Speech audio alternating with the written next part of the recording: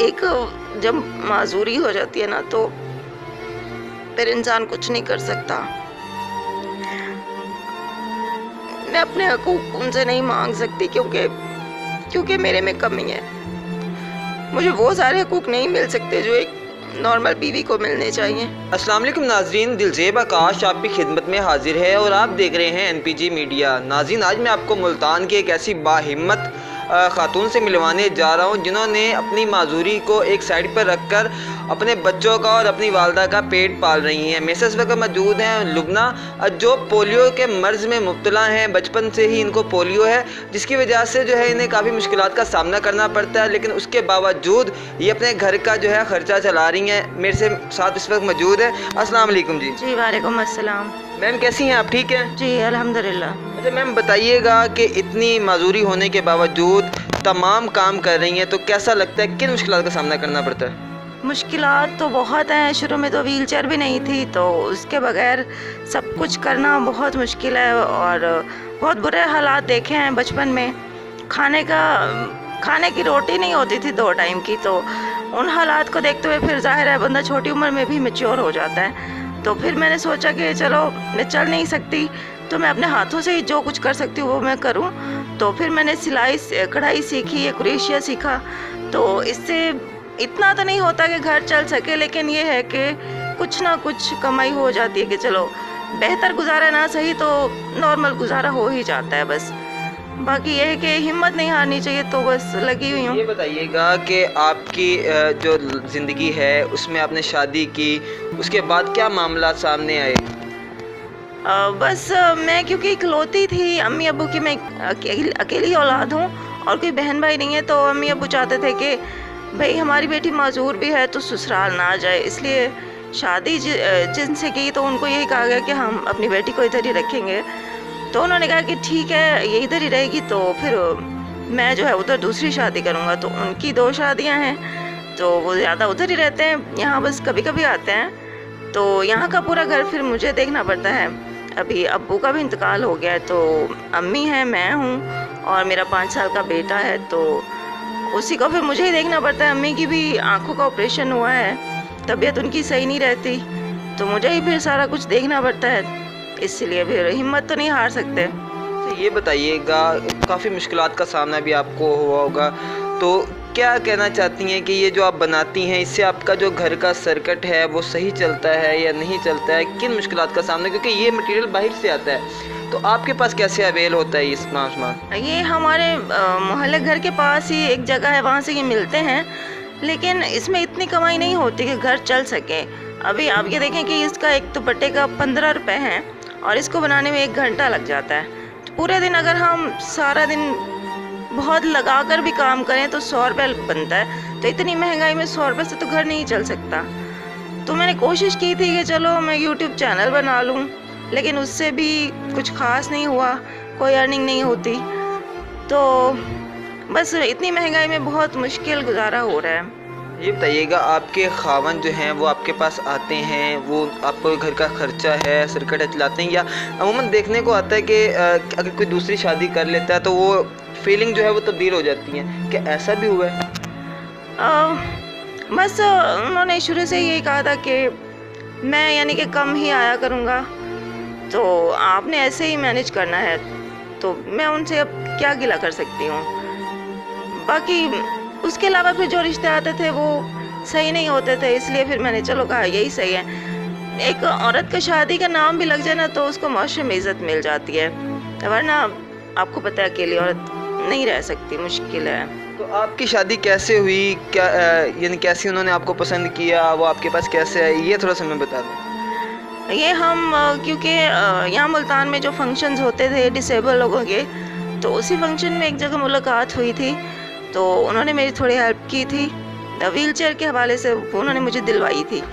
तो फिर वो एक दफ़ा हमारे घर भी आए, तो उन्होंने हमारे हालात देखे कि आप लोग घर में सिर्फ 3 लोग हो तो आपको सहारे की ज़रूरत है। तो उन्होंने कहा कि ठीक है मैं आपसे निकाह कर लेता हूँ, तो अल्लाह ताला कोई औलाद दे देगा, तो इस घर को बच्चे की ज़रूरत है, इस घर का सहारा कुछ हो जाएगा। तो फिर मैंने कहा चलें ठीक है बेहतर है, तो फिर बस कर ली। अभी साथ नहीं होते हैं, कभी कभार आते हैं, तो कैसा लगता है, क्या ऐसा साथ होते हैं? क्योंकि ये तो दूसरी बात होगी कि उन्होंने जो है वो आप पर तरस खाया, ऐसे ही हो गया। तो क्यों ऐसा, हमारे माशरे में ऐसा क्यों है, ऐसा क्यों देखा जाता है लोगों को? एक जब माजूरी हो जाती है ना, तो फिर इंसान कुछ नहीं कर सकता। मैं अपने हकूक उनसे नहीं मांग सकती, क्योंकि मेरे में कमी है। मुझे वो सारे हकूक नहीं मिल सकते जो एक नॉर्मल बीवी को मिलने चाहिए। तो बस सब्र ही कर लेती हूँ, और क्या कह सकती हूँ। अल्लाह ताला बस मेरे बेटे को नेक करे, मेरा यही जीने का सहारा है। अभी बेटे को किसी स्कूल वगैरह में एडमिशन करवाया है? जी, पढ़ रहा है। हाँ जी, अभी तो प्रेप में है। अगर अपने बेटे के ज़रा यहाँ पर आ जाए, थोड़ी सी हम उससे भी ज़रा बातचीत कर लें, ताकि हमारे जो देखने वाले हैं उन्हें पता चले कि एक मजदूरी में भी हिम्मत नहीं हारनी चाहिए। ये तो देखें बचपन से ही इस मजदूरी की हालत में है, लेकिन हिम्मत नहीं हारी। मेरे साथ यहाँ पे इनका बेटा मौजूद है। अस्सलाम वालेकुम। क्या नाम है आपका? अब्दुल्ला। तो फिर जब आप, कैसा लगता है मामा घर में ऐसे काम करती है, तो बड़े होकर आप क्या बनोगे? सोचा है? नहीं सोचा अभी? तो पापा जब आते हैं तो आपसे मिलते हैं, जी प्यार करते हैं? जी।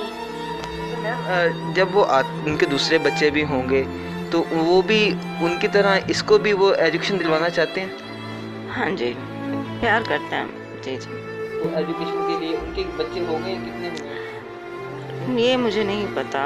यानी उनकी कोई भी आपको अपडेट नहीं होती है, ना वो आपसे कोई डिस्कस करते हैं? तो लास्ट में हमारे जो देखने वाले हैं उन्हें आप क्या कहना चाहेंगी कि ये जो आप काम कर रही हैं, इस हवाले से आप उन्हें क्या कहना चाहेंगी? आप यूट्यूब चैनल भी चला रही हैं अपना एक, तो हमने जहाँ तक हमने आपकी स्टोरी से जो हासिल किया कि ये है कि कैसा भी वक्त हिम्मत नहीं हारनी चाहिए, लेकिन आप क्या कहना चाहती हैं? मैं यही कहना चाहूँगी कि हालात जैसे भी हों, मुकाबला करना चाहिए, और अल्लाह ताला साथ देता है। आप मेहनत करो, हिम्मत करो, तो अल्लाह ताला भी साथ देता है। तो मेरा चैनल जो है वो मैं देखने वालों से करूँगी गुजारिश कि मेरे चैनल का विज़िट ज़रूर करें। चैनल का नाम ब्रेव क्वीन है। तो अगर आप लोग मेरी और कोई हेल्प नहीं कर सकते, तो आप मेरे चैनल का विज़िट कर लें, मेरी वीडियोस देख लें, यही मेरी हेल्प हो जाएगी आप लोगों की तरफ से। और बाकी ये काम क्या कह सकती हूँ, इस काम की जो उजरत है वो बहुत कम है। तो ख़वातीन के लिए कुछ ऐसे काम भी होने चाहिए जो घर बैठ के किए जाएं, और उनको कुछ अच्छी आमदनी भी होनी चाहिए। अच्छा मैम, ये बताइएगा कि अभी आपसे हम डिस्कस कर रहे थे, तो आपने बताया कि आपकी वालदा को भी जो आँखों का मसला था, तो वो मसला किस तरीके से हल हुआ? वो मेरी अम्मी की एक आँख जो है वो पहले काला मोतिया आ गया था, तो अब्बू तब बीमार रहते थे, तो अम्मी ने अपनी तरफ तवज्जो नहीं दी, तो वो एक आँख जो है ना वो बिल्कुल ख़त्म हो गई। तो अब डॉक्टर कहते हैं कि उसका अगर ऑपरेशन भी करेंगे तो उससे नज़र नहीं आएगा। तो जो दूसरी आँख थी, उस एक आँख से अम्मी देखती थी, तो अभी उस एक आँख का पर्दा हिल गया। तो जब हमने डॉक्टर से चेक कराया तो उसने कहा कि ये बहुत पेचीदा बीमारी है, और इसका इलाज भी बहुत महंगा था, 70,000 उन्होंने मांगे थे। तो हम तो इतने गरीब लोग, हम 70,000 कैसे भरते। फिर मैंने अपने यूट्यूब चैनल पर, मैं वहाँ पे हर चीज़ अपनी शेयर करती हूँ, तो वहाँ पे मैंने वीडियो बनाई, बताया लोगों को कि मेरी अम्मी के साथ ये मसला हो गया है। तो एक यूके से मेरी एक बहुत अच्छी सब्सक्राइबर बहन है, पाकिस्तानी बहन, उन्होंने फिर मुझे पैसे भेजे, 70,000 उन्होंने भेजे, और उन्होंने कहा कि आप अपनी अम्मी की ऑपरेशन करवा लें, क्योंकि एक घर में आप तो पहले से ही माजूर है, तो अगर खुदा न खास्ता अम्मी की आँख भी चली गई तो फिर घर कैसे चलेगा। तो अल्हम्दुलिल्लाह ऑपरेशन करवा लिया है, अभी अम्मी को बेहतर नज़र आ रहा है, अभी ख़तरे से बाहर है अल्हम्दुलिल्लाह।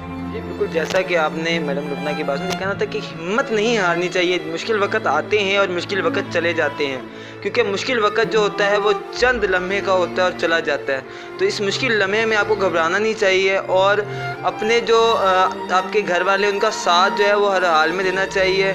और अगर आपको मैडम लुबना से किसी हवाले से कोई चीज़ पूछनी है तो हमारे कमेंट्स बॉक्स में लाजमी बताइएगा। इसी के साथ अपने मेज़बान दिलज़ेब आकाश को इजाज़त दीजिए। अल्लाह मेरा आपका हामी नासिर हो। खुदा हाफिज़।